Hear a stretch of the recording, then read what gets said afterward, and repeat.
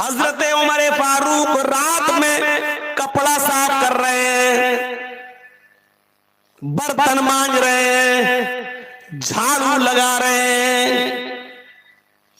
इतना ही नहीं, आगे चलिए, आगे बढ़िए। एक दिन हजरत उमर फारूक जब रात की तारीकी में उस बूढ़ी औरत के घर खिदमत करने के लिए गए तो क्या देखते हैं कि उसके कपड़े धुले हुए हैं। लो, रोजाना जाते थे, एक दिन जब गए तो देखा कपड़े धुल चुके हैं उसके हैं? आज कपड़े कौन धुल गया है? ये तो अंधी है बेचारी, नहीं बता पाएगी। चलो बर्तन मांज दें, बर्तन देख रहे हैं तो बर्तन भी साफ। अल्लाह, आज बर्तन कौन साफ कर गया?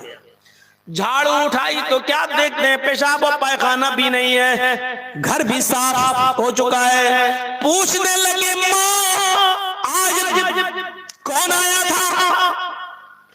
झाड़ू किसने दी, बर्तन किसने मांजे, कपड़े किसने धुल दिए? वो बुढ़िया कहती है, बेटा मुझे क्या मालूम, मैं तो समझी कि तुम ही आए हो, रोजाना तुम ही तो आते हो, मैं समझी कि तुम ही हो। हजरत उमर ने कहा, नहीं माँ मैं नहीं था। का पता नहीं बेटे, मैं तो आंखों से अंधी हूँ, मुझे क्या मालूम कि कौन था। हजरत उमर ने सोचा हो सकता है हो गया होगा, कोई कर गया होगा।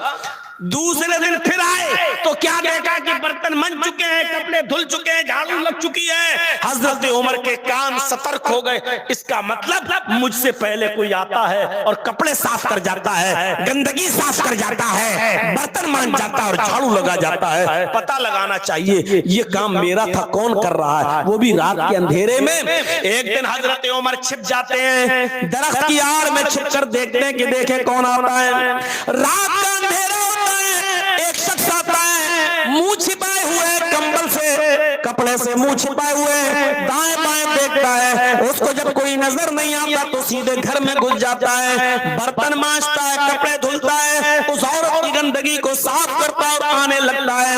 हजरत उमर दरवाजे के बाहर खड़े हैं, जब निकलेगा तब मैं उसको पकड़ूंगा। और जैसे ही वो शख्स घर के बाहर निकलता, हजरत उमर ने पकड़ लिया। कौन हो तुम जो मेरा काम यहाँ कर रहे हो? ये काम तो मेरा था। उस आदमी ने कहा, ठेका लिया है क्या? तुम उसके बेटे हो क्या? तुम उसके घर वाले हो क्या? अरे कोई भी काम कर ले, अरे वो बूढ़ी औरत है, कोई भी खिदमत करे, तुम मुझसे पहले आकर कर लो। कहा नहीं, मुझे शक्ल दिखाओ, फिर ये चेहरा छिपा कर तुम क्यों कर रहे हो? मुझे दिखाओ कि तुम कौन हो। उसने कहा नहीं, मैं चेहरा नहीं दिखा सकता, तुम चेहरा नहीं देखोगे, तुम मुझसे पहले आकर खिदमत कर लो ना। हजरत उमर ने कहा, मैं तुम्हें अल्लाह का वास्ता देता हूँ, मैं देखना चाहता हूँ कि मुझसे भी पहले उठकर कौन ये खिदमत कर रहा है। जब अल्लाह का वास्ता दिया और जबरदस्ती उनके चेहरे को खोलने की कोशिश की तो पता चला, उनके चेहरे को खोला तो देखा ये कोई और नहीं, वो इस इलाके का चीफ मिनिस्टर है, खलीफतुल मुस्लिमीन है, ये हजरत अबू बकर सिद्दीक रजी अल्लाह ताला अन्हु है, जो उस औरत की खिदमत कर रहे हैं, उसका पेशाब पायखाना साफ कर रहे हैं, उस औरत के बर्तन मांज रहे हैं और उस औरत के घर में झाड़ू लगा रहे हैं। ये कंडीशन कुछ इस तरीके की हमारे और आपके दरमियान भी है। मौलवी इतना बोल रहे हैं, माइक लगा लगा के बोल रहे हैं, चीख रहे हैं, चिल्ला रहे हैं, गला फाड़ फाड़ के तकरीरें हो रही हैं, लेकिन सुनने वालों के कान पक चुके हैं सुन सुन के। जैसे हॉर्न वाले का हॉर्न नहीं सुनाई देता है, ऐसी हमें मुल्ला मौलवियों की बातें सुनाई नहीं देती हैं। सुनाई दे रही हैं तो एक कान से सुना और दूसरे कान से हमने निकाल दिया। जलसे में क्या हुआ, फजर में आपकी मस्जिद बता देगी। जिस मस्जिद का आप चंदा कर रहे हैं, अल्लाह करे कि ये पाए तकमील तक पहुंचे, और उसके इर्द गिर्द आपके गांव में कितनी मस्जिदें हैं आप खुद अंदाजा लगा सकते हैं। और यहां कितने लोग बैठे हुए हैं रात के 1 बजे। फजर की नमाज में भी इसी तरीके के लोग रहें जितना इस वक्त रात के 1 बजे हैं, तब तो जलसा कामयाब है। और अगर इस तरीके के लोग नहीं रहे और मुश्किल से एक सफ भी पूरी नहीं हो पा रही है, तो आप समझ लो कि आंखें फोड़ने के सिवा हमें कुछ नहीं मिल रहा। ऊपर से आप कपड़ा पहने हुए हैं, लेकिन अंदर से अगर आपकी शेरवानी उठाकर देखी जाए, कुर्ता उठाकर देखा जाए, तो आप नंगे हैं। यानी बज़ाहिर मुसलमान है, लेकिन अंदर से इस्लाम नील है, खाली है आप। जैसे किसी इंसान को डायरिया हो जाता है, डायरिया में दस्त, मोशन होते हैं, जो कुछ आदमी खा रहा है लैट्रिन बन के बाहर, खाया हुआ चीज ब्लड नहीं बनती है। जो चीज खाई जा रही है वो ताकत नहीं बना रही है, एनर्जी नहीं बन रही है। उसमें जो चीज आपकी बॉडी को चाहिए वो चीज बन नहीं रही, बल्कि जो आप खा रहे हैं वो लैट्रिन बनकर, लैट्रिन के रास्ते से लूज मोशन होकर, पानी की तरह मोशन होकर बाहर निकल रहा है। जिस तरीके से हम खाने पीने की चीज को खा रहे हैं लेकिन बॉडी पे नहीं लग रहा है, मोशन की शक्ल में लैट्रिन के रास्ते से बाहर आ जाता है, बिल्कुल यही सूरत हाल आज हमारी हो चुकी है कि हम भी जो कुछ सुनते हैं वो हमारे दिल को नहीं लगता है। हम उसके असरात अपनी जिंदगी पर मुरतब नहीं करते हैं, बल्कि वो एक कान से सुनते हैं और दूसरे कान से बाहर निकाल देते हैं। जिस तरीके से इंसान को जब डायरिया हो जाता है तो जो कुछ खाता है वो जिस्म पर नहीं लगता, लैट्रिन के रास्ते से बाहर, हमें कानों का डायरिया हो गया है। हम जो कुछ सुनते हैं एक कान से, दूसरे कान से हम उसको उड़ा देते हैं। अगर फितरत में जिंदगी हो तो एक जुमला काफी होता है इंसान की इस्लाह के लिए। पूरी जिंदगी आदमी फिर उस पर अमल करता है, सुधर जाता है। उसके लिए फिर बड़े बड़े जलसे करने की जरूरत नहीं। अगर फितरत में जिंदगी हो तो एक जुमला इंसान को सुधार देता है और राह रास्त पर ले आता है। और अगर फितरत में जिंदगी ना हो तो हर जुमा सुनिए, हर दिन तकरीर कराइए, हर दिन जलसा कीजिए, हर दिन नसीहत करिए, लेकिन फितरत में अगर जिंदगी नहीं है तो उस आदमी के अंदर कोई सुधार पैदा नहीं होगा। अबुल हाकिम हमीदुद्दीन इब्न बहाउद्दीन कुरैशी 21 साल तक हाकिम वक्त रहा। कीज और मरवान का हाकिम था, गवर्नर था, पूरी हुकूमत इसके हाथ में थी। इसका मरवान में एक बहुत खूबसूरत बाग था, उस बाग की ये देखरेख करता था। उस बाग को ये उसके कंट्रोल में, उसके अंडर में था। और उस बाग की देखरेख करने के लिए इसने एक लौंडी रखी थी, खादिमा, जो उस बाग में पानी मार दिया करती थी और अबुल हाकिम हमीदुद्दीन का बिस्तर बिछाती थी। अबुल हाकिम थोड़ी देर के लिए आता था और उस बिस्तर पे आराम करता था और थोड़ी देर आराम करने के बाद वहां से चला जाता था। मेरे प्यारे साथियों, सुनिए, जो चीज हम सुनाना चाहते हैं वो ये, 21 साल तक हुकूमत की। 21 साल मामूली चीज नहीं होती है। अभी हमारे देश के प्रधानमंत्री को भी तीसरा टर्म चल रहा, अभी 15 साल भी नहीं हुए पूरे। सोचिए, 21 साल मरवान का हाकिम था। इसका एक बाग था मरवान में, बड़ा खूबसूरत बाग, जिसकी देखरेख एक लौंडी, एक खादिमा करती थी। नौकरानी थी उसकी, खादिमा थी उसकी, लौंडी थी। पानी मार दिया करती थी बाग में और हाकिम वक्त के लिए बिस्तर बिछा दिया करती थी, फूल उस पे डाल दिया करते थे, नर्म नाजुक बिस्तर। एक दिन ये बिस्तर लगा रही थी, इसको मालूम था कि हाकिम वक्त आने वाला है हमीदुद्दीन, बिस्तर लगा दो। उसने सोचा भी उसको आने में कुछ देर है। बिस्तर नरम गरम बिस्तर, उस पे पड़े हुए फूल। इस लौंडी ने सोचा कि थोड़ी देर में लेट कर देख जाऊं, इस पर लेट जाऊं, देखूं कि बादशाहों के बिस्तर कैसे होते हैं। उस पर लेट गई, थोड़ा सा तसव्वुर करने लगी, बादशाहों के बिस्तर कितने अच्छे होते हैं, कितने नर्म होते हैं, कितने नाजुक बिस्तर होते हैं। करवट बदली उसने, ऐसे हाथ अपने गाल के नीचे रखा और आंख बंद करके सोने का तसव्वुर किया कि देखूं जरा, अगर इस पर एक रात सोने को मिल जाए, एक नींद सोने को मिल जाए तो कैसा लगेगा। उसने आंख बंद की, आंख बंद करते ही उसको नींद आ गई। इतना आरामदेह बिस्तर पर कभी लेटी नहीं थी। जैसे इसने अपने गाल के नीचे हाथ रखा और आंख बंद करके सोने की एक्टिंग की, लेकिन वो एक्टिंग हकीकत में बदल गई, लेकिन उसको नींद आ गई। जब इस लौंडी को, इस बांदी को नींद आई तो ये गहरी नींद में सो गई, और जब गहरी नींद में सोई तो उसी वक्त अबुल हाकिम हमीदुद्दीन तशरीफ ले आया। बादशाह वक्त उसी वक्त आ गया। उस बादशाह ने अपनी लौंडी को अपने बिस्तर पर लेटा हुआ और सोते हुए देखा तो गुस्से से आग बगोला हो गया।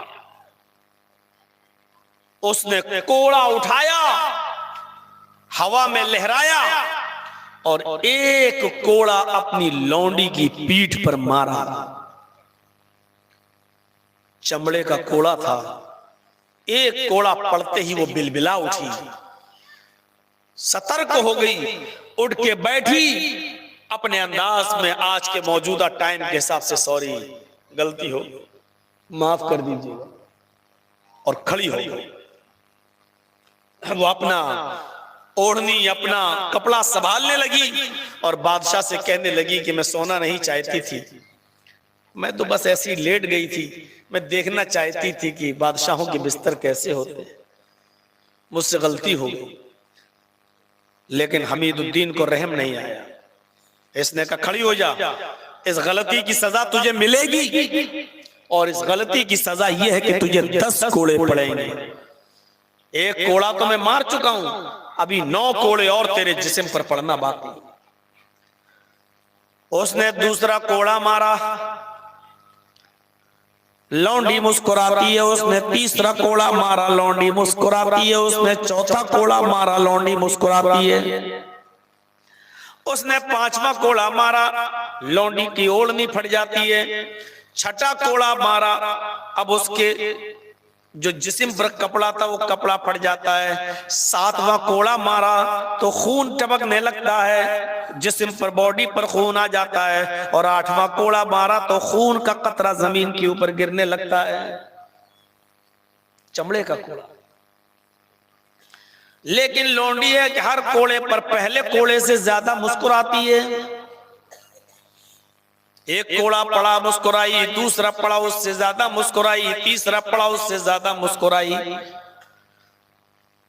8 कोड़े 9 कोड़े पड़ चुके, वो मुस्कुरा रही है लेकिन खून भी गिरता जा रहा है। 10वां कोड़ा भी पूरा हो गया। अबुल हाकिम ने, हमीदुद्दीन ने कहा लौंडी मैं तुझे सजा देने के लिए मार रहा हूं और तू मुस्कुरा रही है, क्या मेरे कोड़ों से तुझे तकलीफ नहीं हो रही है? उसने कहा मेरे आका कैसी बात करते हो, चमड़े का कोड़ा मेरी बॉडी पे मारोगे और तकलीफ नहीं होगी? मेरा कपड़ा फट चुका है, खून जमीन के ऊपर गिर रहा है और तुम कह रहे हो तकलीफ नहीं होगी। हमीदुद्दीन ने कहा जब तकलीफ हो रही है तो तू मुस्कुरा क्यों रही है? अगर तुझे दर्द हो रहा है तो तू कराह क्यों नहीं रही है? मैं तो तुझे रोते हुए और कराहते हुए देखना चाहता था, तकलीफ में देखना चाहता था, लेकिन मैं देख रहा हूं आज से पहले मैं तुझे डांट भी देता था तो तू रोती थी, आज तो मैं तुझे मार रहा हूं, कोड़े बरसा रहा हूं और तू मुस्कुरा रही है, और हर कोड़े पर पहले से ज्यादा मुस्कुराती है। उस लौंडी ने कहा हाँ आज मुझे तेरे ऊपर हंसी आ रही है, आज मुझे तेरे ऊपर हंसी आ रही है। कब मैं तुझे सजा दे रहा हूं और तुझे हंसी आ रही है? किस बात पे हंस रही है?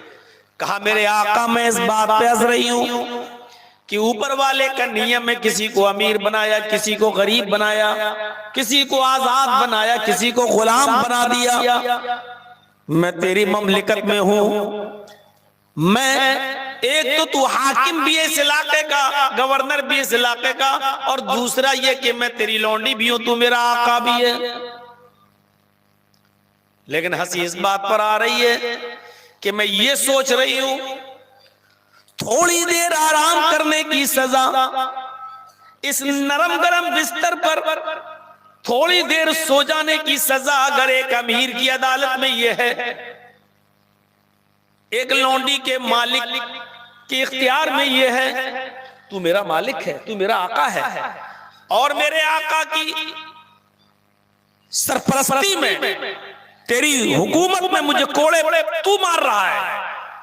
अगर तेरे इख्तियार में एक लौंडी को सजा देना है और तेरी अदालत में थोड़ी देर के लिए अगर मैं आराम से सो गई, थोड़ा सा आराम कर लिया, अगर थोड़ी देर आराम करने की सजा तेरी अदालत में यह है कि तूने 10 कोड़े मार के मेरे जिस्म को छल्ली छल्ली कर दिया, मेरे जिस्म की खाल उधेड़ दी और खून के कतरे जमीन पर गिरने लगे, अगर थोड़ी देर आराम करने की सजा तेरी अदालत में तेरी लौंडी के लिए ही है, तो फिर मैं तेरी सजा के बारे में सोच रही हूं कि उस मालिक की अदालत में तेरी सजा क्या होगी, जो सबका मालिक है, जो मालिकों का मालिक है, जो शहनशाहों का शहनशाह है, जो कयामत के दिन पूरे कुल्ली तौर पर मालिक, कयामत के दिन का पूरा मालिक है। मैं ये सोच रही हूं कि उसकी अदालत में तेरी सजा क्या होगी, जिसने पूरी जिंदगी ऐशो आराम में गुजारी, जिसने पूरी जिंदगी लज्जतों में गुजारी, जिसने पूरी जिंदगी रात और दिन बिस्तर पे आराम से सोया, अगर चंद लम्हों के लिए आराम से तेरे बिस्तर पर सोने की सजा मेरी ये है तेरी अदालत में, तो पूरी जिंदगी ऐशो आराम के साथ रहने वाले की सजा अल्लाह की अदालत में क्या होगी। मैं तेरी सजा के बारे में सोच रही हूं और तेरे बारे में सोच के हंस रही हूं। मौलाना जर्जीस की तरह 1 घंटे और 1.5 घंटे की तकरीर नहीं की थी उस लड़की ने, कोई जलसा नहीं हुआ था, लाखों रुपए जलसे पे खर्च नहीं हुए थे, सिर्फ इतना कहा कि मैं तेरी लौंडी हूं, तू मेरा मालिक है, अगर थोड़ी देर सो जाने की सजा मेरा मालिक मुझे ये दे सकता है, तो सारी कायनात का मालिक मेरे मालिक को क्या सजा देगा जो पूरी जिंदगी आराम से सो।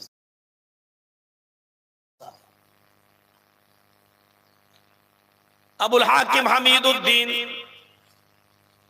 21 साल की हुकूमत करने के बाद जब ये जुमला सुनता है कांप जाता है, थर्राने लगता है, कोड़ा उसके हाथ से जमीन के ऊपर गिर जाता है, कोड़ा उसके हाथ से जमीन के ऊपर गिर जाता नहीं, फेंक देता है वो कोड़े को और कहता है क्या है मेरी लौंडी, मैंने तुझे आजाद कर दिया, आए मेरी लौंडी मैंने तुझे आजाद कर दिया, आज के बाद तू मेरी अब लौंडी नहीं रही, तू आजाद है, जहां जाना चाहे जा, जिससे शादी करना हो कर ले, अपना घर बसाना हो बसा ले, मेरी तरफ से तुझे छूट दे दी गई है, मैंने तुझे आजाद कर दिया।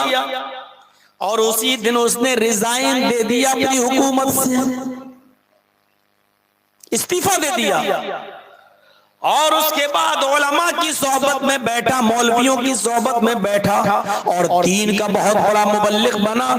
पूरी जिंदगी उसने दावत और तबलीग में गुजार दी, पूरी जिंदगी उसने दावत और तबलीग में गुजार दी,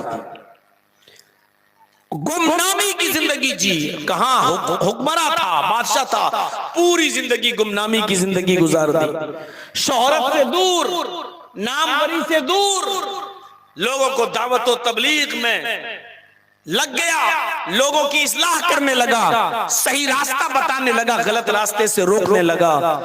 और एक दिन आता है कि अपनी उम्र पूरी करके इस दुनिया को खैराबाद कह देता है, चला जाता है इस दुनिया से, इंतकाल हो जाता है और गुमनाम मौत मरता है, पता ही नहीं चलता कि ये कौन मरा, किसका इंतकाल हुआ। चंद लोगों ने उसकी जनाजे की नमाज पढ़ी और चंद लोगों ने ले जाकर उसको कब्रिस्तान में दफन कर दिया। ये चंद लोगों ने जो उसको कब्रिस्तान में दफन किया, ये जानते नहीं कि हम किसको दफन कर रहे हैं। ये वो शख्स है जिसने 21 साल हुकूमत चलाई है। मेरे प्यारे साथियों, फितरत में जिंदगी हो तो एक जुमला काफी है आदमी को अपनी इस्लाह के लिए, उस लड़की ने एक बात कही और पूरी जिंदगी सुधर गया। नेक रास्ते पे चला, दावत और तबलीग में चला, नेक रास्ते पे चला और फिर ऐसा नेक बना कि मरा भी तो गुमनामी की मौत मरा, शान शौकत के साथ नहीं, बिल्कुल फकीराना अंदाज में इसकी मौत होती है, फकीराना अंदाज में इसका इंतकाल होता है। एक जुमला काफी था जिंदगी को बदलने के लिए। छोटी से छोटी नेकी को हकीर न समझो और छोटे से छोटे गुनाह को मामूली मत समझो। आप रास्ते में जा रहे हैं, ठीक है आपको अल्लाह ताला ने i10 दी है, ठीक है आपको इनोवा दी है, ठीक है आपको क्रेटा दी है, ठीक है आपके पास 4 व्हीलर है, आप उस पर बैठिए, सवारी कीजिए, दुआ पढ़ के बैठिए, अल्लाह का शुक्र अदा कीजिए कि अल्लाह ने आपको सहूलत की, सवारी अता फरमाई। लेकिन अब रास्ते में आपने बीच सड़क पर केले का छिलका पड़ा हुआ देखा है तो आपके ऊपर जिम्मेदारी बनती है कि गाड़ी को एक साइड रोक दें और केले का छिलका उठाकर नाली में कहीं दूर ऐसी जगह फेंक दें जहां लोगों का गुजर बसर न होता हो। क्यों? ये छोटी नेकी नहीं है। इमाततुल अज़ान तरीक, रास्ते से तकलीफ दे चीज को हटा देना भी सवाब का काम है और ईमान का एक हिस्सा है। अब रास्ते में अगर तकलीफ दे चीज पड़ी है तो हटाना अगर सवाब है तो रास्ते में केले का छिलका फेंकना गुनाह है, कांटा फेंकना गुनाह है, रास्ते में लोगों की गुजरने की जगह पर थूकना, नाक छिड़कना, बलगम थूकना, ये सारी चीजें बायसे गुनाह भी है और बायसे अजाब भी हैं। इन छोटी छोटी नेकियों को आप मामूली मत समझो और छोटे से छोटे गुनाह को भी आप हकीर मत समझो। हम में और आप में यही तो फर्क है, हम में और सहाबा में। सहाबा किराम छोटे से छोटे गुनाह को भी पहाड़ के बराबर समझा करते थे।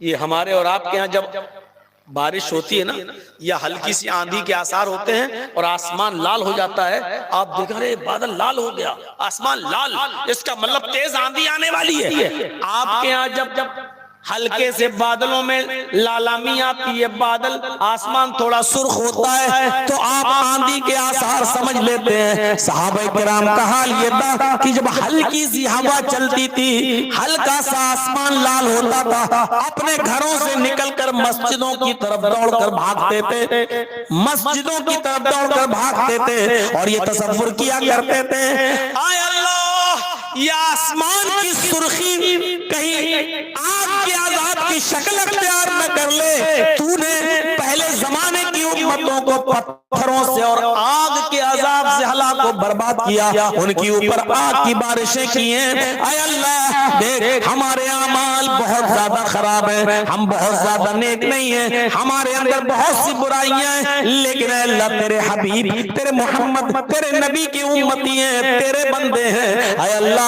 इस ये आसमान को हम लाल देख रहे हैं, कहीं ऐसा ना हो कि ये आसमान हमारे ऊपर आग की बारिश कर दे। हम तेरे घर मस्जिद में आ गए, आय अल्लाह हमने तेरे घर में पनाह ले रखी है। तसव्वुर करिए आप, हल्का सा आसमान लाल होता था, सहाबा अपने घरों को छोड़ के मस्जिदों की तरफ भागते थे। हमारे और आपकी कैफियत क्या होती है?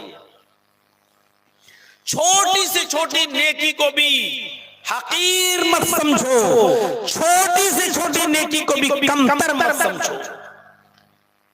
फमन यअमल मिस्काल ज़र्रतिन खैरन यरा व मन यअमल मिस्काल ज़र्रतिन शर्रन यरा। क़यामत के दिन जब नेकियां और बुराइयां तौली जाएंगी, तराजू रखी जाएगी, एक तरफ नेकियां और एक तरफ बुराइयां, ये दोनों तौली जाएंगी। फमन यअमल मिस्काल ज़र्रतिन खैरन यरा, ओ लोगों अगर तुमने जर्रा बराबर भी नेकी इस दुनिया में की होगी, जर्रा बराबर, जर्रा हम बता नहीं सकते किसको कहते हैं जर्रा। रेत देखिए, रेत बालू, बालू का जर्रे होते हैं, ऐसे आप देखेंगे तो फिसलेगी, कड़केगा वो। तो एक कर वो जर्रा होता है, सरसों का दाना तो बड़ा हो गया है, चींटी का सर भी बड़ा हो गया है, जर्रा उससे भी छोटा होता है, जर्रा। फमन यामल मिस्काल ज़र्रतिन खैरन यरा, अगर जर्रा बराबर चींटी के सर से छोटी नेकी भी अगर तुमने की होगी तो उसको भी तुम अपने नाम आमाल में देख लोगे। वमन यामल मिस्काल ज़र्रतिन खैरन यरा, अगर जर्रा बराबर बुराई भी तुमने की होगी तो तुम उसको भी अपने नाम आमाल में देख लोगे। न चींटी के सर के बराबर नेकी छिपाई जाएगी और न चींटी के सर के बराबर बुराई छिपाई जाएगी, सब तुम्हारे रजिस्टर में मौजूद होगी और दिखा दिया जाएगा कि लो देखो। छोटी से छोटी नेकी को भी हकीर मत समझो। फत्तकुन्नार वलौ बिशिक्कि तमरा, अल्लाह के नबी ने फरमाया अपने आप को जहन्नम की आग से बचाओ। फत्तकुन्नार, लोगों तुम जहन्नम से अपने आप को बचाओ। वलौ बिशिक्कि तमरा, अगरचे खजूर का टुकड़ा ही तुम्हें सदका व खैरात क्यों ना करना पड़े। वलौ बिशिक्कि तमरा, खजूर का टुकड़ा, खजूर नहीं, खजूर तो बड़ा होता है, इतना बड़ा तो है खजूर। अल्लाह के रसूल क्या कह रहे हैं, खजूर नहीं, खजूर का अगर टुकड़ा भी तुम्हारे पास हो, 2-3 टुकड़े हो जाएं खजूर के, एक टुकड़ा रखा हुआ हो और तुम्हारे पास हो और कोई तुमसे मांगे या गरीब आदमी आए तुम्हारे पास 100, 200, 500, 1000 रुपया सदका और खैरात करने के लिए नहीं है, खजूर का वो टुकड़ा ही तुम किसी को दे रहा दो, अपने आप को बचाओ। वलौ बिशिक्कि तमरा, खजूर के टुकड़े को ही सदका और खैरात करके अपने आप को बचाओ। फत्तकुन्नार वलौ बिशिक्कि तमरा, खजूर के टुकड़े से ही अपने आप को बचाओ। हजरत आयशा फरमाती है, सही मुस्लिम की रिवायत है, बुखारी की रिवायत है, जाअतनी साइला, मेरे पास एक मांगने वाली आई।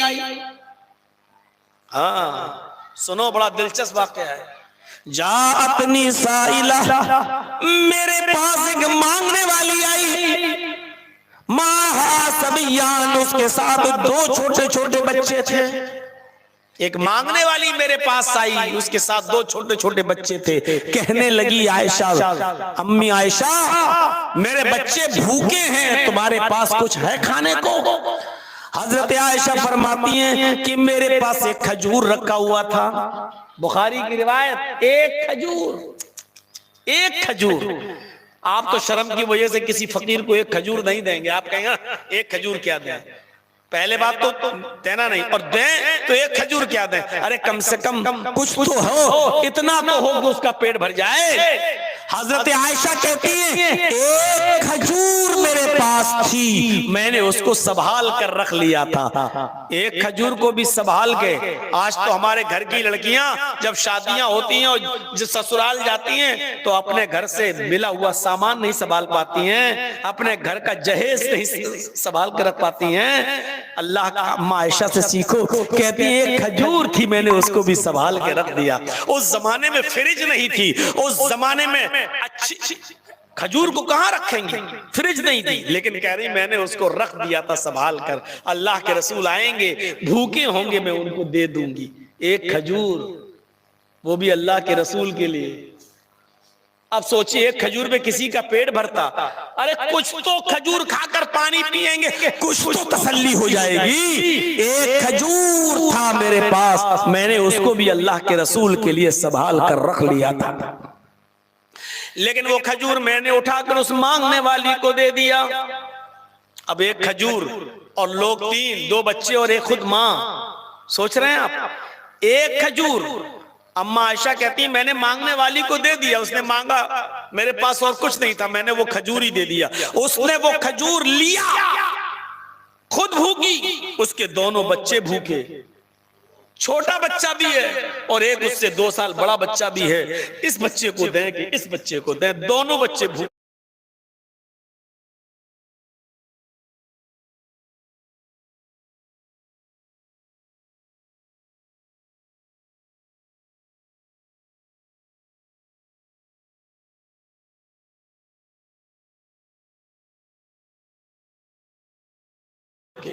खुद भी भूखी, मंजर देखो आप, बुखारी के सफात पर यह मंजर देखा जा सकता है। सोचिए ऐसी कंडीशन में मां क्या करती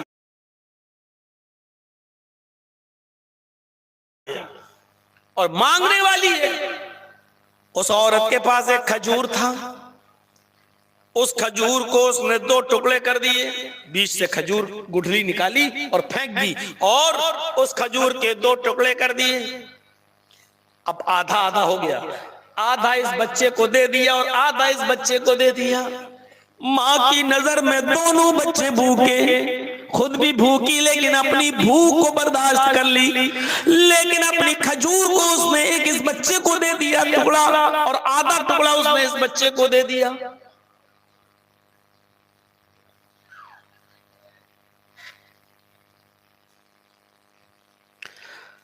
आधा इस बच्चे को दे दिया और आधा इस बच्चे को दे दिया। दोनों ने खजूर खा ली, आधी आधी खजूर दोनों बच्चों ने खा ली। अब तसव्वुर करिए, पानी पिया और चल दी, खुद भूखी रह गई। अल्लाह के नबी सल्लल्लाहु अलैहि वसल्लम जब घर में तशरीफ लाए, अम्मा आयशा ने पूरा मंजर बयान कर दिया। अल्लाह के नबी, एक खजूर रखी हुई थी मेरे पास, मैंने आपके लिए रखी थी, लेकिन एक मांगने वाली आई और उसके पास 2 छोटे छोटे बच्चे थे, मैंने उस औरत को वो खजूर दे दी। उसने खुद वो खजूर नहीं खाई, बल्कि उस खजूर के उसने 2 टुकड़े कर दिए, आधा उसने एक बच्चे को दे दिया, आधा एक बच्चे को दे दिया, और वो खुद भूखी रही और चली गई। अरे अल्लाह के नबी, मेरे पास आपके लिए खाने के लिए कुछ नहीं है, मैं कुछ नहीं दे सकती। आपने फरमाया, आयशा, तुमने वो खजूर उस औरत को सदका करके बेहतर किया।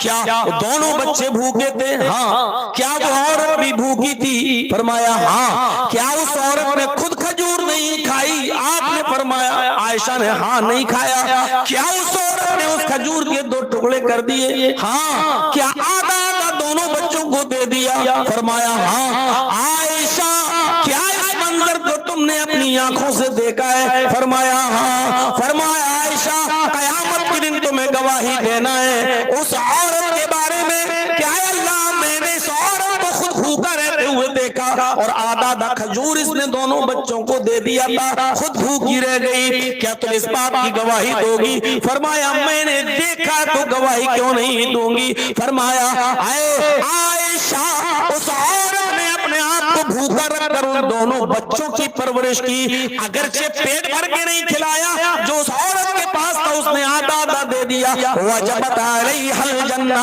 ऐसा करके उस औरत ने अपने ऊपर जन्नत को वाजिब कर लिया, यानी उस औरत के ऊपर जन्नत वाजिब है, अल्लाह ताला उस औरत को जन्नत देकर रहेगा।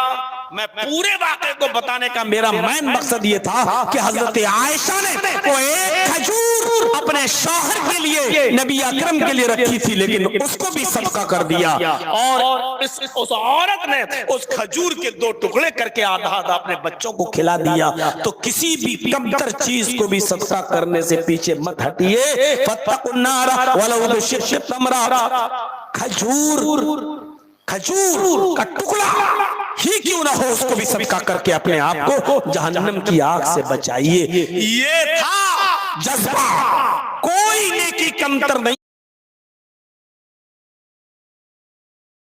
होती है। आप ये मत समझो कोई आदमी बूढ़ा है, आप देख रहे हैं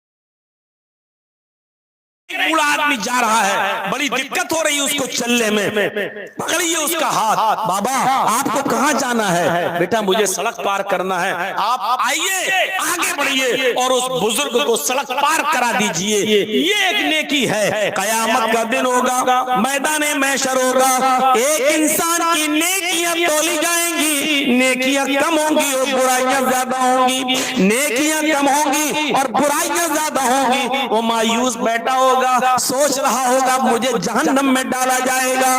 इतने में एक फरिश्ता आएगा और एक रुमाल उसके हाथ में होगा, रुमाल हैंड करचीफ, रुमाल उसके हाथ में होगा, उसमें थोड़ी सी मिट्टी होगी उस रुमाल पर और पाउडरी बंदी होगी रुमाल में थोड़ी सी मिट्टी। वो उस मिट्टी के उस रुमाल में जो मिट्टी भरी होगी, थोड़ी सी रुमाल में मिट्टी, वो रुमाल लाएगा जिसमें मिट्टी होगी, उसको नेकियों के पल्ले पे रख देगा, नेकियों का पल्ला झुक जाएगा, नेकियों का पल्ला झुक जाएगा और हुक्म होगा इस आदमी को जन्नत में ले जाओ। फरिश्ते उस आदमी को जन्नत में ले जा रहे होंगे, वो कहेगा फरिश्तों मुझे ये बताओ कि मेरे तो गुनाह ज्यादा थे, नेकियां कम थी, तुम रुमाल में ऐसी कौन सी चीज लाए और कौन सी चीज तुमने मेरी नेकियों के पल्ले पे रख दी कि नेकियों का पल्ला झुक गया और मैं जन्नती हो गया। फरिश्ते कहेंगे एक नेकी थी और वो नेकी ये थी कि तू दोस्त हो या दुश्मन, जब भी तेरे इलाके में कोई इंतकाल करता था, कोई मरता था, तू उसकी मिट्टी में शामिल होता था, उसके जनाजे में जाता था, तू उसको मिट्टी देता था, कब्रिस्तान तक उसके साथ जाता था और मिट्टी देने तक वहीं रहता था। ये तू तेरा मामूल था, ये दोस्त के साथ भी करता था और दुश्मन के साथ भी करता था। तेरे नजर में मरने के बाद कोई दोस्त तो दुश्मन नहीं होता था, तू मिट्टी देता था। अल्लाह ने हुक्म दिया है फरिश्तों उस कब्रिस्तान की थोड़ी सी मिट्टी लाकर एक रुमाल में रखकर इस आदमी की नेकियों के पल्ले में रख दो। ये अल्लाह रब्बुल आलमीन की रहमत है। एक फरिश्ता आएगा, थोड़ा सा पानी लाकर तराजू के पल्ले में रख देगा, पल्ला झुक जाएगा, इस आदमी को जन्नत में ले जाया जा रहा होगा। वो कहेगा फरिश्तों मुझे जन्नत में तो नेकियां नहीं थी, मेरे पास कम पड़ गई थी, तुमने थोड़ा सा पानी रख दिया, ये क्या था? फरिश्ता कहेगा ये वो पानी था कि जब तू मस्जिद में नमाज पढ़ने जाता था, किसी अंधे को देखता था, वो पानी कुएं से नहीं खींच सकता था, वो पानी नल से नहीं ले सकता था, तो उसको कुएं से खींचकर हैंड पाइप से भरकर पानी तू अंधे को दे दिया करता था। और वो नाबीना वो अंधा आदमी उस पानी से वुजू बनाकर नमाज पढ़ता था, वही थोड़ा सा पानी तराजू के तेरे पल्ले में रख दिया गया, तू जन्नत का मुस्तहिक हो गया। किसी भी नेकी को कम मत समझो, किसी भी नेकी को कम मत समझो, चाहे वो किसी को थोड़ा सा पानी ही क्यों ना पिला दो। मेरे प्यारे साथियों,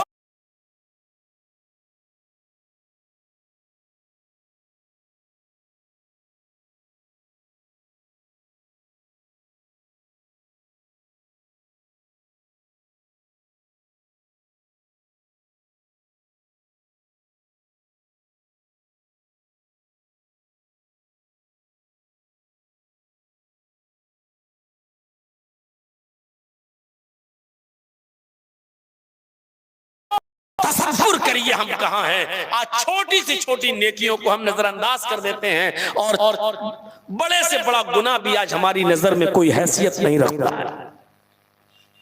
बड़े से बड़ा गुनाह करने के बाद भी हम ऐसे हैं जैसे नाक में मक्खी बैठी थी हमने उड़ा दी, मतलब हमारा कोई एहसास ही नहीं होता, जैसे नाक में मक्खी बैठी हो हमने ऐसे कर दिया उड़ गई। ऐसी बड़े से बड़ा गुनाह करने के बाद भी आज कोई एहसास नहीं होता हमें। सहाबा किराम कहते हैं हम छोटा गुनाह भी अल्लाह के नबी के जमाने में पहाड़ के बराबर समझते थे और ऐसा लगता था जैसे ये पहाड़ अभी गिरकर मेरे ऊपर गिरने वाला है, अभी अपनी जगह से गिरेगा और मेरे ऊपर गिरेगा, हम दब के मर जाएंगे। छोटे से छोटे गुनाह को पहाड़ के बराबर जो मेरे ऊपर गिरने वाला हो ऐसा समझा करते थे हम। छोटे से छोटे गुनाह, छोटे से छोटे गुनाह को आप क्या कहेंगे? सुलेमान तैमी का जब इंतकाल हुआ, सुलेमान तैमी एक ताबई गुजरे हैं, ताबई, जब उनके इंतकाल का वक्त आया तो रो रहे थे। लोगों ने कहा मौत से रो रहे हो, मरना तो सबको एक दिन तो सभी को मरना है, इस मौत से किसको छुटकारा मिला है? नहीं। तो सुलेमान तैमी ने कहा नहीं, मैं मौत के डर से नहीं रो रहा हूं, मरना तो सबको है। आज से 25 साल पहले मुझसे गुनाह हो गया था, मैं उस गुनाह को याद करके रो रहा हूं, पता नहीं अल्लाह ने मेरी तौबा कबूल की कि नहीं की। लोगों ने पूछा वो कौन सा गुनाह है जो 25 साल पहले तुमने किया था, जिस पर तुम्हें आज भी अफसोस हो रहा है? गुनाह सुनेंगे आप तो ताज्जुब करेंगे। सुलेमान तैमी ने कहा 25 साल पहले मुझसे छोटा सा एक गुनाह हो गया था। वो गुनाह क्या था? मैंने 25 साल पहले एक बिदाती से सलाम कर लिया था। 25 साल पहले मैंने एक बिदाती से सलाम कर लिया था बस। और अल्लाह के नबी ने फरमाया, मन आवा मुहदिसन फअलैहि लानतुल्लाह, जो किसी बिदाती को पनाह दे उस पर अल्लाह की लानत, जो किसी बिदाती को सलाम करे उस पर अल्लाह की लानत। बिदाती को सलाम करने से अल्लाह के नबी ने मना किया, बिदाती को अपने घर में ठहराने से अल्लाह के नबी ने मना किया। मैंने 25 साल पहले एक बिदाती से सलाम कर लिया था। गौर कर रहे हैं आप, 25 साल पहले एक बिदाती से सलाम कर लिया था। आज भी हमें रोना आ रहा कि पता नहीं अल्लाह ने तौबा कबूल की कि नहीं की। यहाँ तो बिदअतियों को अपने घर में ठहराते भी हैं, बिदअतियों से रिश्ते भी करते हैं, बिदअतियों को अपनी बेटियां भी देते हैं, बिदअतियों को अपनी बहनें भी दे देते हैं, फिर अपना दामाद बनाकर उनको अपने घर में खिलाते भी हैं, पिलाते भी हैं, दुआ सलाम भी जारी करते हैं। गौर करो, उसने सिर्फ सलाम कर लिया था तो 25 साल के बाद भी रो रहा है कि अल्लाह ने मेरी तौबा कबूल किया नहीं की। उन लोगों का क्या होगा जो बिदअतियों को अपनी बेटियां देते हैं, बिदअतियों को अपनी बहनें देते हैं, और अपने बहनोइयों और बिदअती दामादों को अपने घर में खिलाते हैं और पिलाते हैं। मेरे भाइयों, जरा तसव्वुर करो कि उनका क्या होगा। छोटी से छोटी नेकी को भी कमतर मत समझो। कोई ऐसा कर सकता है? हजरत अबू बकर सिद्दीक खलीफा हैं, और खलीफा का तसव्वुर मैं बताऊं, चीफ मिनिस्टर समझ लो, आपके यहाँ का जैसे हेमंत सोरेन है, चीफ मिनिस्टर का तसव्वुर समझ लो जैसे यूपी का योगी, चीफ मिनिस्टर का तसव्वुर समझ लो अबू बकर सिद्दीक अमीरुल मोमिनीन है, खलीफा है, खलीफा। खलीफा का तसव्वुर अपने दिमाग में रखना। और उन्हीं के जमाने में एक बूढ़ी औरत, दांत नहीं, आंखों से अंधी, उठ नहीं पाती है, पैरों में लकवा मारा हुआ है, बैठी रहती है, उसी जगह पर पेशाब भी करती है, उसी जगह पर लैट्रिन भी कर लेती है। रात के अंधेरे में हजरत उमर फारूक रजी अल्लाह ताला अन्हु रात में, दिन में नेकी, दिन में अगर करेंगे तो लोग देखेंगे, और लोग देखेंगे तो हजरत उमर देखो कितना नेक काम करता है, यानी कहीं दिखावा ना हो जाए।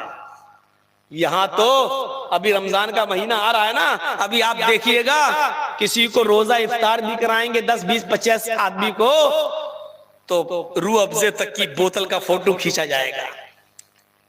आप देखिएगा रमजान का महीना आने वाला है, 50 आदमी को हम रोजा इफ्तार भी कराएंगे, उनकी वीडियो भी बनेगी, फिर फेसबुक पे डाली जाएगी, व्हाट्सएप पे डाली जाएगी। आज अल्हम्दुलिल्लाह मैंने 50 लोगों को इफ्तार कराया और अच्छे से अच्छा मैंने खिलाया। खाने की भी नुमाइश होगी, शरबत की भी नुमाइश होगी, उन 50 लोगों का भी फोटो होगा। अब लोग पूछे माशाअल्लाह, अल्लाह बरकत दे, उसी में चलेगा। साहब आप मुझे भूल गए, हमको नहीं बुलाया। अरे साहब सॉरी गलती हो गई। अच्छा कितना खर्चा आया? 50,000 रुपए खर्च किए मैंने, 25,000 रुपए खर्च किए मैंने। अभी रमजान का महीना जाएगा, ईद के बाद बकरीद, कुर्बानी के बकरे खरीदे जाएंगे, उनका फोटो लिया जाएगा और उसको व्हाट्सएप और फेसबुक पर डाला जाएगा। हजरत उमर से सीखो, दिन के उजाले में उस बुढ़िया की खिदमत इसलिए नहीं करते थे कि लोग देख न लें, और देख लेंगे तो मेरी दिखावा में ना आ जाए, रिया नमूद ना हो जाए, इसलिए हजरत उमर रात में जाया करते थे और उस बूढ़ी औरत के घर पे जाकर ये 3 काम करते थे। सबसे पहले वो बूढ़ी औरत जिस बिस्तर पर लेटरिन और पेशाब कर लिया करती थी, उस बिस्तर को वो अपने हाथ से धोते थे, उसके कपड़े धोकर डाल दिया करते थे सूखने के लिए, और दूसरे कपड़े पर उस बुढ़िया को लिटा दिया करते थे। पहला काम ये करते थे कि उस बुढ़िया के कपड़े धुल दिया करते थे। दूसरा काम ये करते थे कि उस बुढ़िया के घर में किचन में, यानी जो बर्तन में वो खाती थी, उसके झूठे बर्तन को पानी से धुल दिया करते थे, साफ कर दिया करते थे। और तीसरा काम उस बुढ़िया के घर में जाकर ये करते थे कि झाड़ू उठाते थे और उसके पूरे घर की सफाई कर दिया करते थे। आज कोई चीफ मिनिस्टर करेगा ऐसा? अरे चीफ मिनिस्टर तो छोड़ो, आज तो मौलवी जर्जीस भी एक काम किसी के घर पे जाकर, किसी गरीब और किसी बूढ़ी औरत के घर पे जाकर नहीं कर सकता। जलसे में बोल देना और बात है, करके दिखाना और बात। हाँ, इतना जरूर कर सकते हैं कि किसी गरीब की मदद करेंगे, रमजान के मौके पर ज़कात देंगे तो एक किसी गरीब औरत को अगर साड़ी देंगे तो उसका भी फोटो खींचकर व्हाट्सएप पे डाल देंगे, आज मौलाना जर्जीस साहब ने 10 गरीब औरतों को साड़ी बांटी है। देखिएगा अभी रमजान के महीने में अपने अपने घर पे भीड़ लोग लगवाएंगे, अमीर लोग भीड़ लगाएंगे अपने घर पे गरीबों की। कोई 22 में रमजान को, कोई 25 में रोजे को, कोई 15 में रोजे को ज़कात देगा, भीड़ लगाएगा, कोई शाल बांटेगा, कोई कंबल देगा, कोई साड़ी देगा, कोई कुछ देगा, कोई कुछ देगा, और उसकी वीडियो बनेगी व्हाट्सएप पर। इससे बेहतर था कि तू मर जाता, किसी गरीब का मजाक। एक गरीब को एक साड़ी क्या दे रहा है, उसकी इज्जत को सरे बाजार नीलाम कर रहा है कि देखो मैंने फला गरीब औरत को साड़ी दी।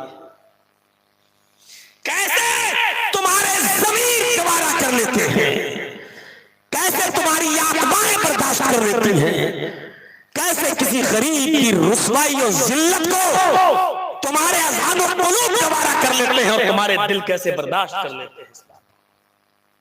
शर्म मगर तुम्हें नहीं आती। हजरत उमर फारूक रात में कपड़ा साफ कर रहे हैं, बर्तन मांज रहे हैं, झाड़ू लगा रहे हैं। इतना ही नहीं, आगे चलिए, आगे बढ़िए। एक दिन हजरत उमर फारूक जब रात की तारीकी में उस बूढ़ी औरत के घर खिदमत करने के लिए गए तो क्या देखते हैं कि उसके कपड़े धुले हुए हैं। लो, रोजाना जाते थे, एक दिन जब गए तो देखा कपड़े धुल चुके हैं उसके। आज कपड़े कौन धुल गया है? ये तो अंधी है बेचारी, नहीं बता पाएगी। चलो बर्तन मांज दें, बर्तन देख रहे हैं तो बर्तन भी साफ। अल्लाह, आज बर्तन कौन साफ कर गया? झाड़ू उठाई तो क्या देखते हैं, पेशाब और पायखाना भी नहीं है, घर भी साफ हो चुका है। पूछने लगे माँ, आज कौन आया था? झाड़ू किसने दी, बर्तन किसने मांजे, कपड़े किसने धुल दिए? वो बुढ़िया कहती है बेटा मुझे क्या मालूम, मैं तो समझी कि तुम ही आए हो, रोजाना तुम ही तो आते हो, मैं समझी कि तुम ही हो। हजरत उमर ने कहा नहीं माँ मैं नहीं था। का पता नहीं बेटे, मैं तो आंखों से अंधी हूँ, मुझे क्या मालूम कि कौन था। हजरत उमर ने सोचा हो सकता है हो गया होगा, कोई कर गया होगा।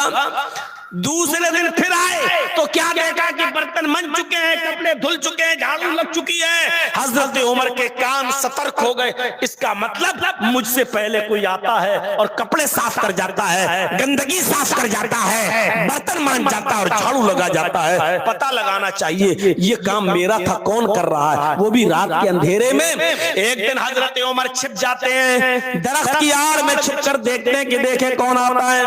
रात का अंधेरा, एक शख्स आता है, मुंह छिपाए हुए, कंबल से कपड़े से मुंह छिपाए हुए, दाएं बाएं देखता है। उसको जब कोई नजर नहीं आता तो सीधे घर में घुस जाता है, बर्तन मांजता है, कपड़े धुलता है, उस औरत की गंदगी को साफ करता है और आने लगता है। हजरत उमर दरवाजे के बाहर खड़े हैं, जब निकलेगा तब मैं उसको पकड़ूंगा। और जैसे ही वो शख्स घर के बाहर निकलता, हजरत उमर ने पकड़ लिया। कौन हो तुम जो मेरा काम यहाँ कर रहे हो? ये काम तो मेरा था।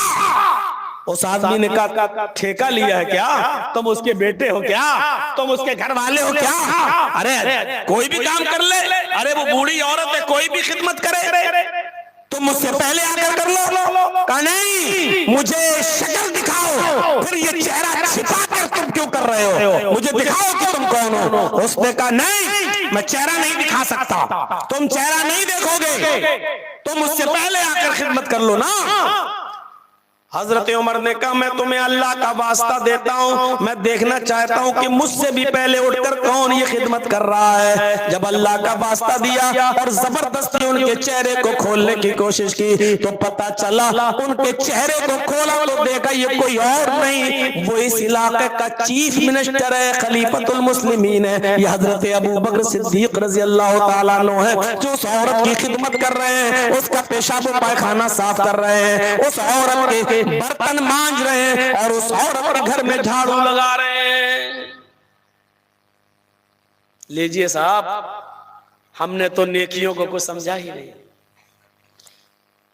तहज्जुद की नमाज पढ़ रहे हैं, लेकिन इतना पता नहीं है कि पड़ोस में बच्चे भूखे तो नहीं सोए। तुम्हारी नमाजें मुंह पे मार दी जाएंगी अगर कोई पड़ोसी भूखा सो गया तो। एहसास करो, अल्लाह के नबी ने फरमाया ला वल्लाही ला युमिन, वल्लाही ला युमिन, वल्लाही ला युमिन, अल्लाह की कसम वो मोमिन नहीं, अल्लाह की कसम वो मोमिन नहीं, अल्लाह की कसम वो मोमिन नहीं जो खुद पेट भर के खाना खाए और उसका पड़ोसी भूखा सो जाए।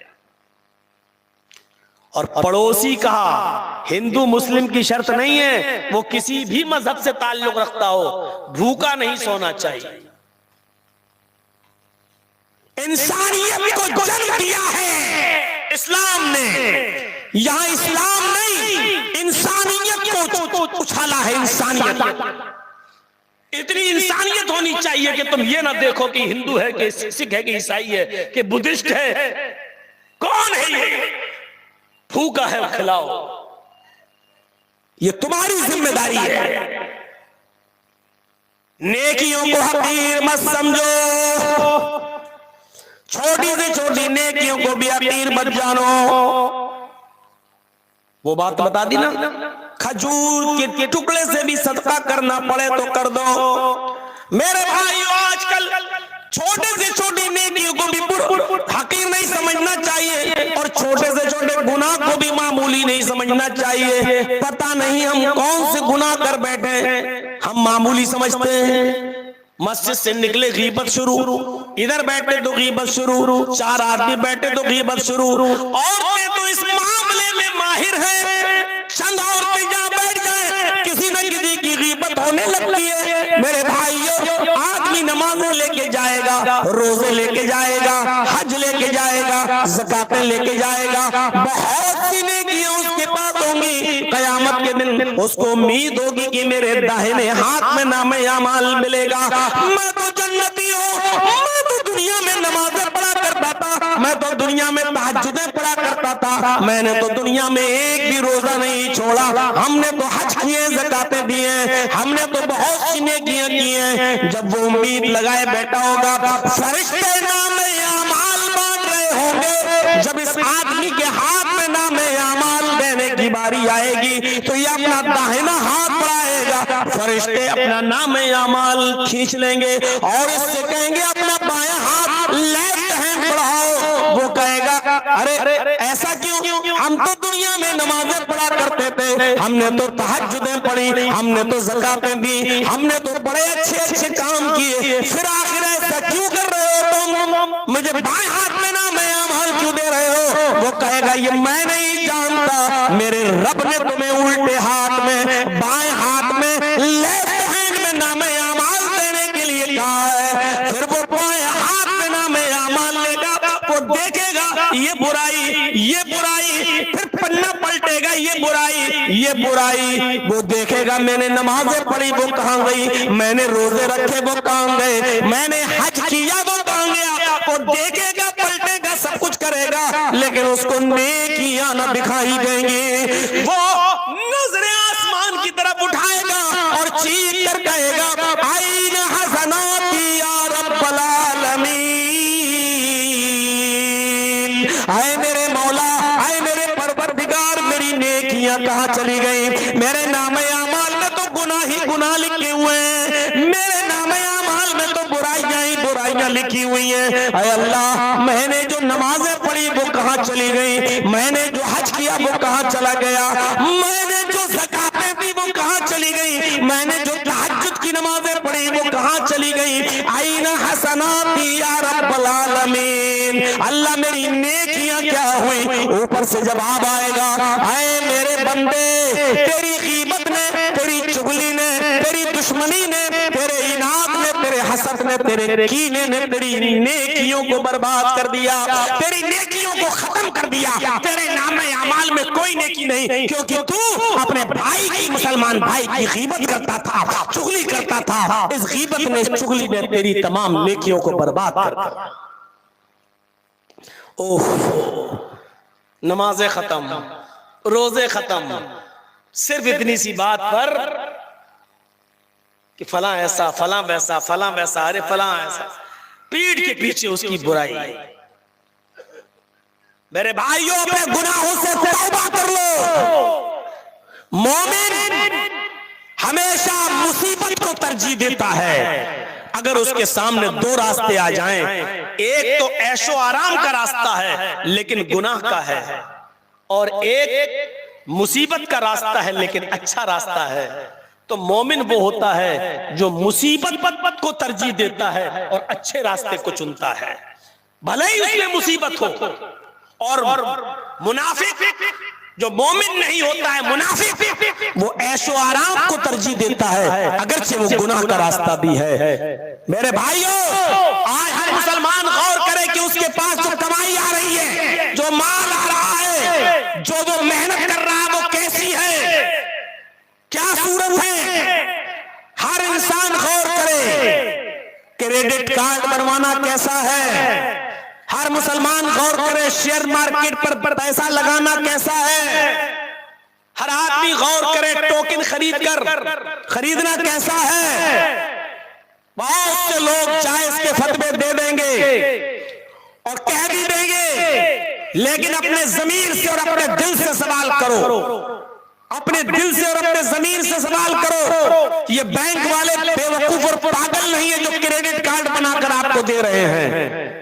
1 लाख रुपया, 50,000 रुपया आपको पहले से दे रहे हैं, आप इसको इस्तेमाल करो। वक्त पे अगर आपने दे दिया तो ठीक, नहीं दिया तो सूद लेते हैं। अरे बैंक वाले 1-1 लाख और 5-5 लाख रुपए क्रेडिट के आधार पर आपको कैसे क्रेडिट कार्ड दे सकते हैं? क्यों आपको उधार देंगे अगर उनको बेनिफिट नहीं और फायदा नहीं है? आप गौर करिए, कहीं भूल हुई, इस मर्तबा इस महीने का आपने बैलेंस नहीं दिया, आपका सूद बढ़ गया, अब आप उनको सूद देंगे। सूद देना, सूद लेना, ये क्या है? नबी अकरम सल्लल्लाहु अलैहि वसल्लम ने सूद के 36 दर्जे बताए हैं, 36 दर्जे। फरमाया, या दिरहमु रिबा याकुलुहु रजुल व हुवा यअलम।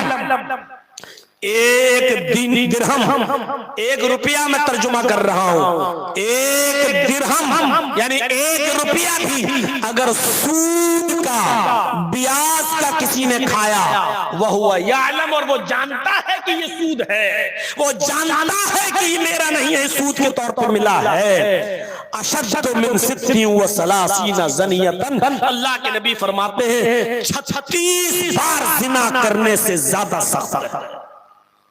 1 नहीं, 2 नहीं, 3 नहीं, 36 बार जिना, 35 और 1 36।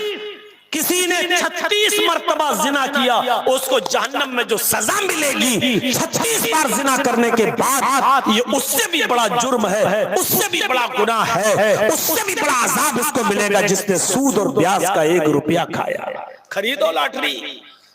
मैं जाता हूं बंगाल में तो कलिया चक में सड़कों पर ऐसे बिकती हैं लॉटरी के टिकट जैसे आलू और प्याज बिक रही हो।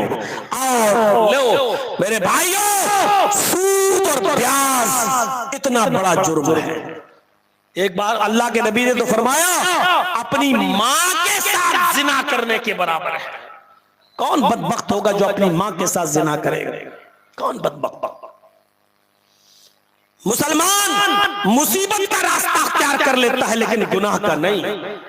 हजरत यूसुफ अलैहिस्सलातु वस्सलाम का वाकया सुने है ना, यूसुफ अलैहिस्सलाम के सामने दो रास्ते थे। वो यूसुफ छोटे से थे बच्चे, भाई ले गए, बाप से इजाजत लेकर ले गए, लेकिन दुश्मनी थी अंदर से। मेरे बाप इससे ज्यादा मोहब्बत करते हैं और हमसे कम।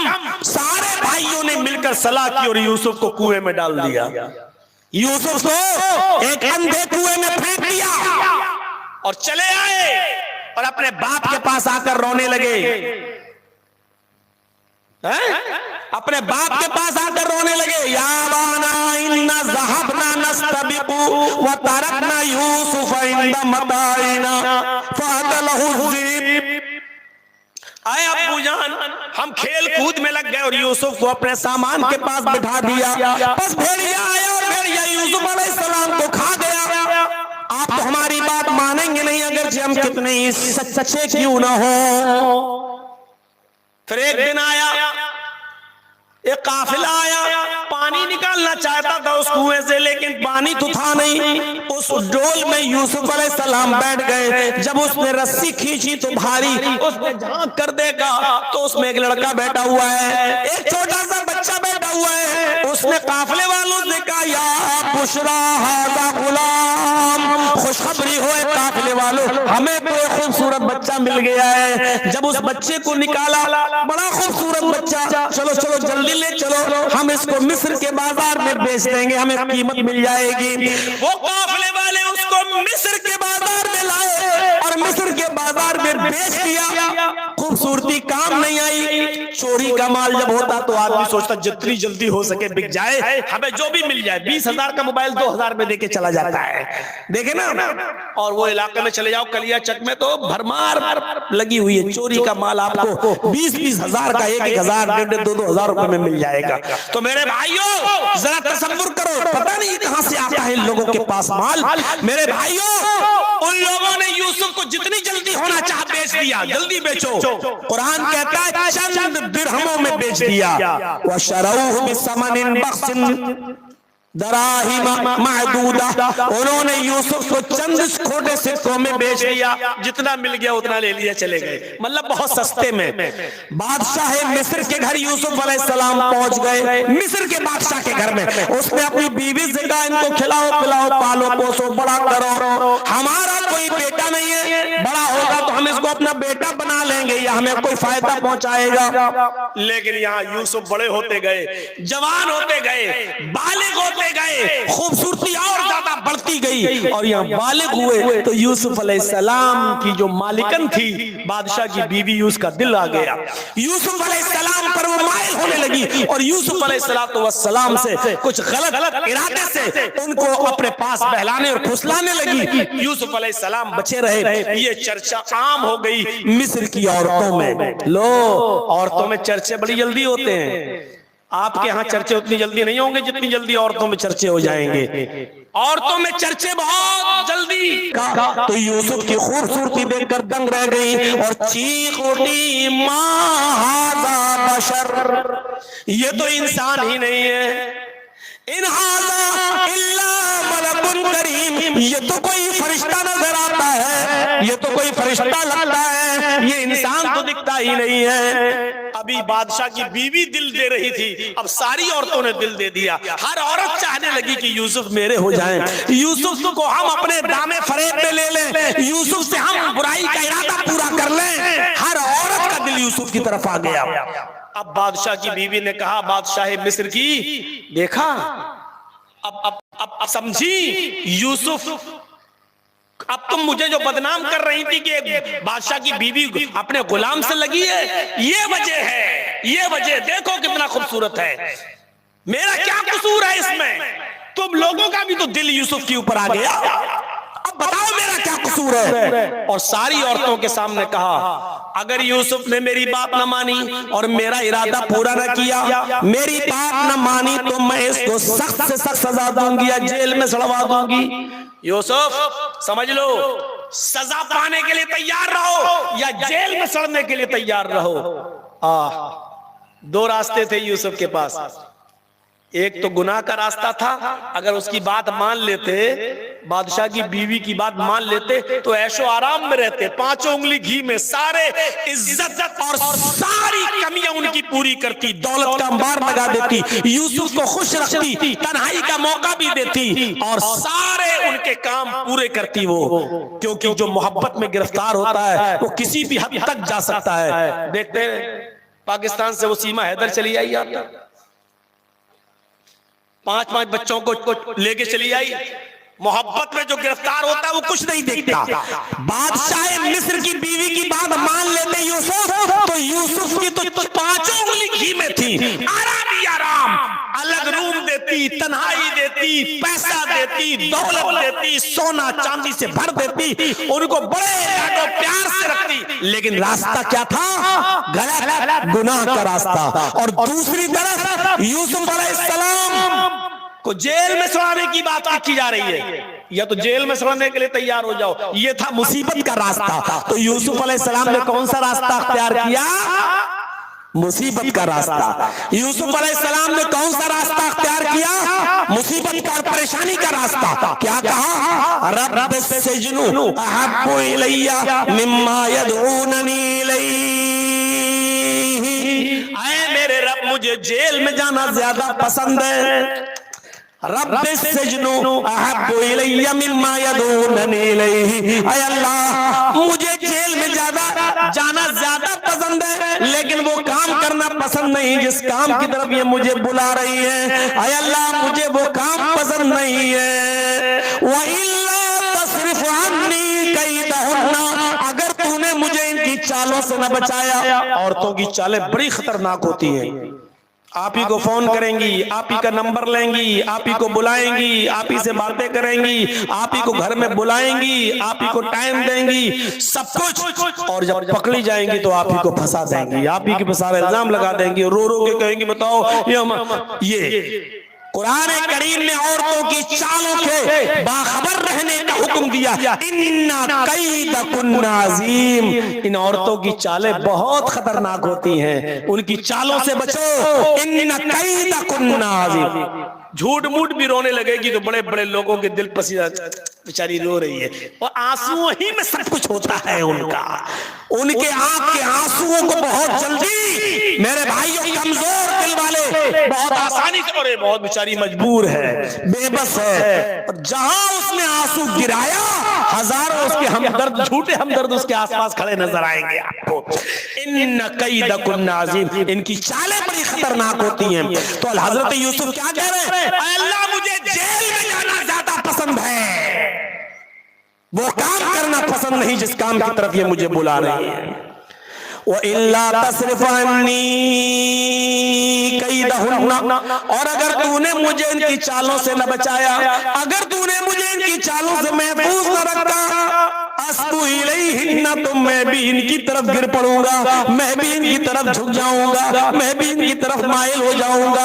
यानी अगर तूने मुझे न बचाया इनकी चालों से, तो हम भी तो इंसान हैं, अल्लाह कहीं मैं न बहक जाऊं इनकी तरफ। इल्ला तस्रिफ अन्नी कैदहुन्ना, अगर तूने मुझे इनकी चालों से न बचाया तो मैं इनकी तरफ कहीं बहक न जाऊं। व अकुम मिनल जाहिलीन, और नादानों में न हो जाऊं। व अकुम मिनल जाहिलीन, और जाहिलों में, नादानों में से मैं हो जाऊंगा। अल्लाह मुझे इनकी चालों से बचा ले। तो मेरे भाइयों, मोमिन वो होता है जो मुसीबत के रास्ते को तरजीह देता है, गुनाह के रास्ते को नहीं। हजरत यूसुफ अलैहिस्सलाम ने जेल में जाना पसंद कर लिया, लेकिन गलत काम करना पसंद नहीं किया। ये मोमिन की अलामत होती है कि मोमिन मुसीबत उठाना पसंद कर लेता है, लेकिन गलत काम करना पसंद नहीं करता।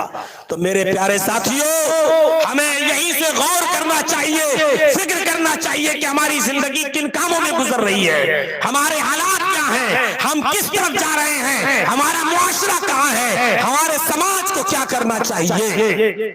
और रात के मैं कमेटी के लोगों से गुजारिश करूंगा कि अब जलसे का पैटर्न बदलने की कोशिश करिए। आप 12 बजे तक 1 बजे तक जलसा खत्म कर देना चाहिए, क्योंकि रात के 2 बजे तक अब बैठने का माहौल अब हमारे समाज में, सोसाइटी से खत्म हो चुका है। अब हर जलसे में मैं ये देख रहा हूँ, रात के 12 साढ़े 12 बजे तक तो मामला ठीक रहता है, लेकिन 1 बजे के बाद फिर लोगों का उठना और लोगों का अपने घरों में जाना शुरू हो जाता है। तो अब आइंदा से जब जलसा आप करें तो इस बात का ख्याल रखें मेरे भाइयों की 12 या 1 इससे ज्यादा जलसे को आगे ना, और आप इससे पहले जो काम करना चाहें चंदे का वो आप कर लें। देखिए पूरी कुर्सियां भरी हुई थी, लेकिन अब देख लीजिए आप हमारे सामने कितने लोग रह गए हैं, क्योंकि मैं जानता हूं कि रात के 2 बजे के बाद बैठना बड़ा मुश्किल हो जाता है। तो मेरे साथियों, मैंने आज तकरीर में जो बयान किया है वो ये कि छोटी से छोटी नेकी को भी हकीर नहीं समझना चाहिए और छोटे से छोटे गुनाह को मामूली नहीं समझना चाहिए।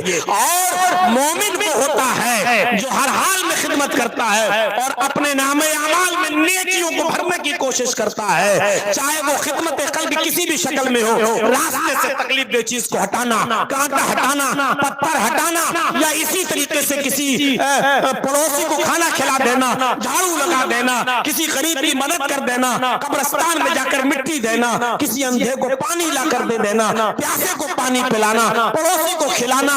और इसी तरीके से मोमिन वो होता है जो मुसीबत और ऐशो आराम के 2 रास्तों के बीच में वो मुसीबत के रास्ते को तरजीह देता है और वो रास्ता छोड़ देता है जिसमें गुनाह हो, अगरचे उसमें ऐशो आराम हो। तो हम अल्लाह से दुआ करते हैं कि इलाही आलमीन हमारी खताओं को माफ फरमा दे, हमारे गुनाहों को बख्श दे, हम जमीय मुसलमानों पर रहम फरमाए। और आय अल्लाह, हम उससे ये दुआ करते हैं कि हमें छोटी से छोटी नेकी को भी मामूली न समझने की तौफीक अता फरमा।